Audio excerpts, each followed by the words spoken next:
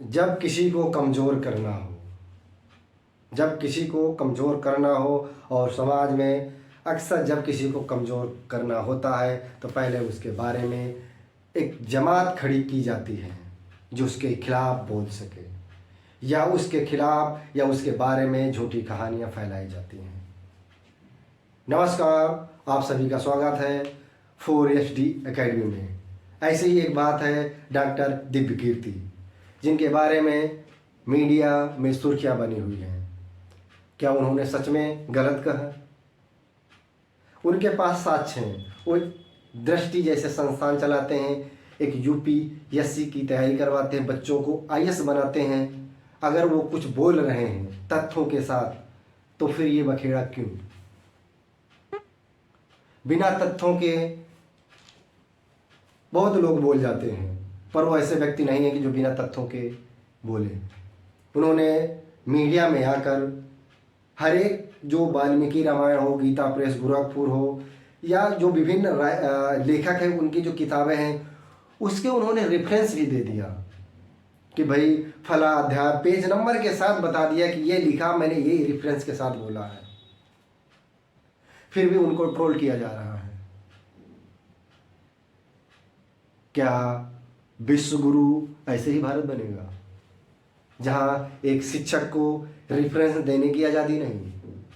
अगर वो गलत है तो पहले किताबें बदली जानी चाहिए। अगर वो गलत है तो पहले किताबों को भी ख़त्म करना चाहिए। जिस किताब में ये लिखा है पहले उसे ख़त्म कर देना चाहिए,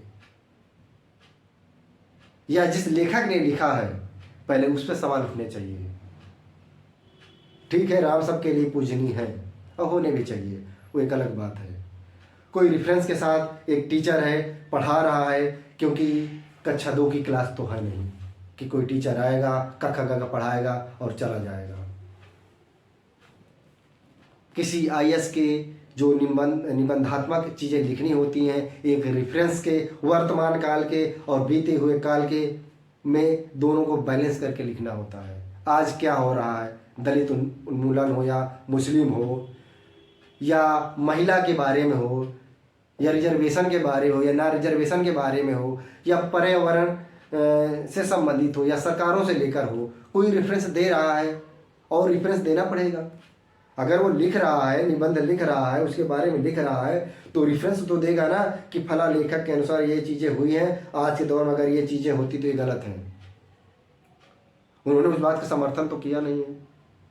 उन्होंने तो यही कहा ना कि भैया कि राम जी ने सीता जी के लिए क्या बोला, या शंभुक ऋषि का जो वाक्य आता है, वाक्यांश आता है उस रामायण में, वाल्मीकि रामायण में, उसको उन्होंने रेफरेंस दिया कि ये चीज़ें थी।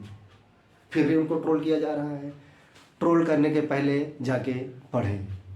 उन्होंने यही बात कहा कि किताबों से ज़्यादा, ट्विटर से ज़्यादा, सोशल मीडिया से ज़्यादा मैंने किताबों पे समय गुजारा है।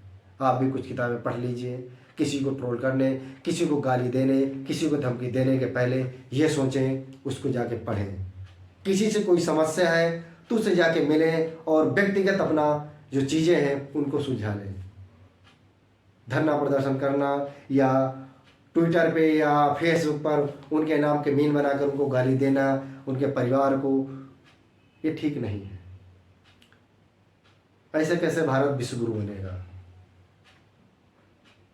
ऐसे कैसे फिर नालंदा जैसे विश्वविद्यालय या नालंदा जैसे शिक्षक उस समय के फिर भारत में एक भारत का भारतत्व वापस ला पाएंगे? कैसे? हर एक किसी बात पे लोगों की आहत हो जाती है। इस देश में समस्या आज यही है कि कोई भी बात होती है और किसी न किसी धर्म को आहत हो जाती है। भैया आहत क्यों?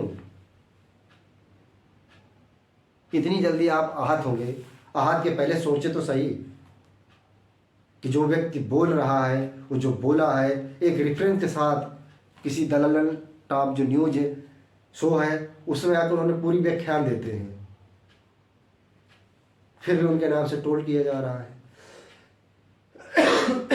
क्या यह सही है? मेरा मानना यह है कि चीज़ों को पढ़ें और समझें। वो एक अच्छे शिक्षक हैं, उनको इस तरह ट्रोल ना करें। समस्या है उनसे जाके मिलें और अपनी बातों को रखें। फेसबुक और ट्विटर पर उनको गाली ना दें। एक महान शिक्षक हैं, एक अच्छी तरीके से पढ़ाते हैं। कखा गा का पता नहीं रहता, किसी के ऊपर सवाल उठाना आसान रहता है। तो इतनी बात है, किसी को ट्रोल ना करें प्लीज़। नमस्कार।